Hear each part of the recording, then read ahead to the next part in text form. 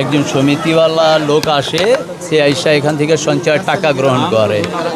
আর সে যখন এসে দেখলো যে মাসুম তার দেহটা ফ্যানের সাথে ঝুলন্ত অবস্থায় পড়ে আছে, তখন সে আত্মচিৎকার করেছে। প্রতিবেশীরা আসলো, আইসা দেখলো যে বডিটা এখনও গরম আছে, উদ্ধার করে চেষ্টা করলো যে তাকে বাঁচানো যায় কি না। যখন সে ব্যর্থ হয়েছে প্রতিবেশীরা, তখন এই জিনিসটা আর কি লাশটা এখানে রেখে দিল, সবার 13টা লাশ এখানে রেখে দিয়েছিল।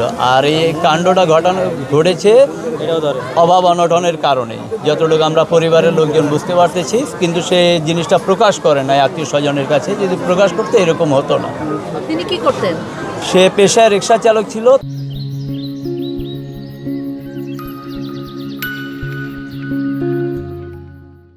তার আগে ভ্যানের উপরে মালামাল বিক্রি করতো, ফলটল। তার আগে সে টেলার্সের কাজ করেছে এবং বাইরে যাওয়ারও চেষ্টা করেছিল, কিন্তু অভাব অনটনের কারণে সে পারে নাই বাইরে যেতে। একজন তার স্ত্রী সুমি, আর একজন হচ্ছে মিনহাজ, আর একজন হচ্ছে আসহাব। আসহাবের বয়সটা সবচেয়ে ছোট ছেলে, তার বয়স ছিল 1.5 বছর। আর মিনহাজ যে, তার বয়স হলো 3.5 বছর। আর স্ত্রী তো স্বাভাবিক 30-30-এর উপরে।